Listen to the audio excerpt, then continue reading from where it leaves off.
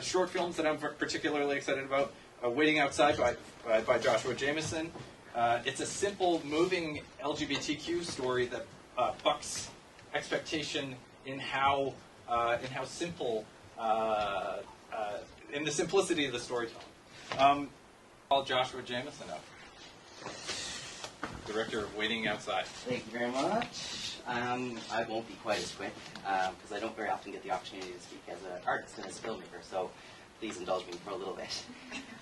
So I'd like to start by thanking the NIFCO Independent Film Festival and their programming team for all of their planning efforts and for selecting Waiting Outside for this year's festival and giving me the opportunity to share a few words with you all here this morning.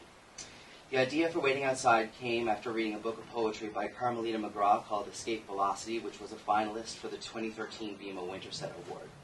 It contains a poem called Outside Clinic 2D, and it painted such a vivid story I asked Carm, a longtime family friend, if I could adapt it to film, and she gave me her blessing.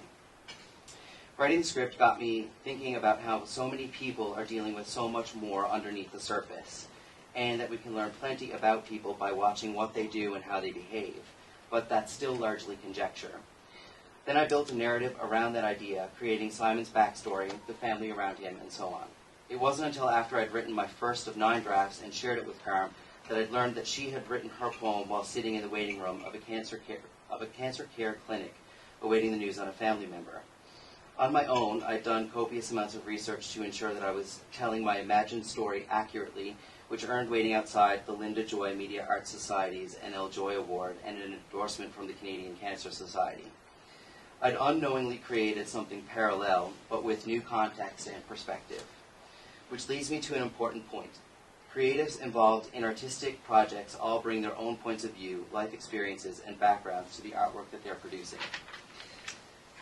As a gay man and someone who'd helped lobby for adoptive rights for LBGTQ families in the early 2000s, I felt naturally compelled to create a storyline that featured gay dads with a daughter named Scout who you'll meet in Waiting Outside.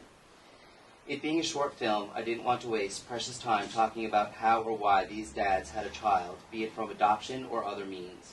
Many LBGTQ films I've seen or know of that deal with families, which include kids, have their storylines focused on the family creation and the challenges associated with it.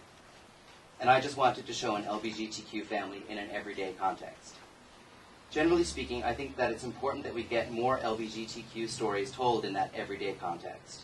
When I think about LBGTQ cinema and films that are considered the greats or ones I've seen and so on, many of them consciously or unconsciously rely on traditional tropes or cliches to advance their plot.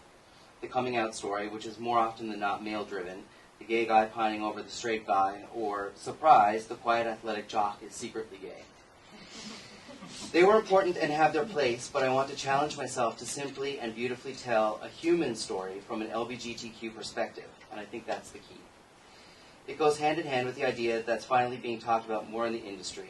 We also need to hear the voices of female content creators more often, too.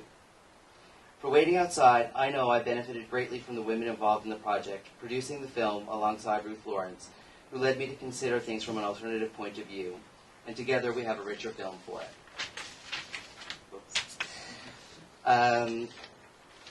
Other women who worked on Waiting Outside were brought onto the team because of their skill and expertise. Roz McPhail created a completely original score for Waiting Outside, which is exceptional, and co-writing lyrics with her for our original credit roll song was a bit of a bucket list experience for me.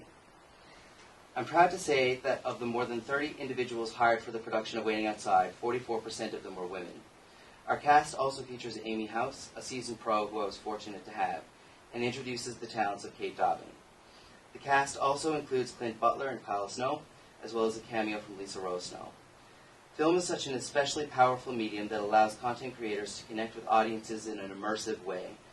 Film can transport you to a corner of the world you mightn't have ever seen or know of otherwise. It shows people and societies in context with culture and place, and human interaction and experiences in such a way that drives an audience to feel something or react immediately. No matter what the story, you won't be the same after you see any film.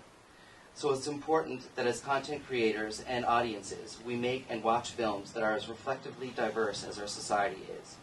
It takes an incredible amount of money, focus, and determination over many years to make every minute of film that you watch on the big screen, television, or smartphones. In Waiting Outside's case, it's been a little more than 4 years of creative development and work to raise the $18,000 needed to bring this 7-minute story to life.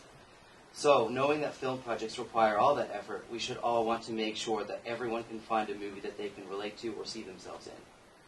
With that in mind, I offer my unending thanks and gratitude to the financial backers of this project, and they're all listed at waitingoutside.ca. I'd like to especially acknowledge the support of the public arts funding that I received from the City of St. John's, and the industry support that I've gotten from the Newfoundland and Labrador Film Development Corporation through sending me to LA to further develop Waiting Outside. I also have to thank NIFCO for the work that they did on the film and for the ways that they support our film community. I hope that you get out to see Waiting Outside at the Nickel and that you enjoy it fresh off of its 2018 Cannes Film Festival Short Film Corner run. If you enjoy it, please send me a tweet at JJMoxie or find and like the film's Facebook page. And on behalf of our cast and the entire crew, I cannot express how proud I am to share this film with its home audience. Congratulations to my fellow filmmakers, and have a great festival.